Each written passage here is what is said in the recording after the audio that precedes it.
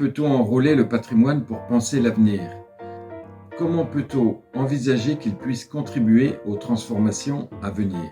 Par qui, comment et pourquoi sont mobilisés les patrimoines à l'heure des crises globales et de ce que certains appellent la transition écologique?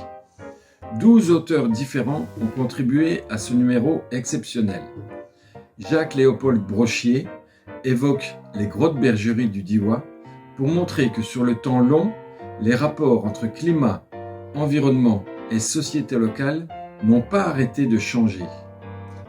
Ce qui est nouveau, c'est le rôle déterminant de l'activité humaine dans ces changements.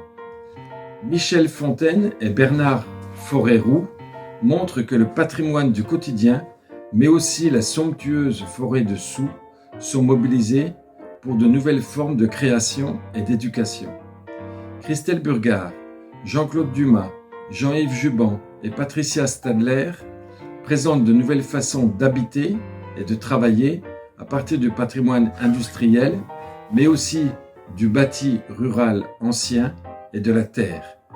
Gilbert Brémond et moi-même questionnons la place d'initiatives agricoles dans la profonde transformation des relations entre l'homme et la nature. Qu'il ne s'agit pas d'opposer, mais de repenser au quotidien. Lucien Dupuis et Frédéric Sauvage montrent comment l'ancien pont du tram du Cholet, dans le Royan, et le monastère de Sainte-Croix en Diois participent au changement de mobilité et à la transition énergétique. Enfin, Christelle et Chantal Burgard interrogent le risque de la destruction des patrimoines urbains du XXe siècle. Le manque d'intérêt pour ces architectures témoigne souvent d'une difficulté à les reconnaître comme appartenant à l'histoire et au paysage de la Drôme. Au final, ces témoignages affirment la capacité du patrimoine à inscrire les transformations à venir dans l'histoire longue de notre territoire.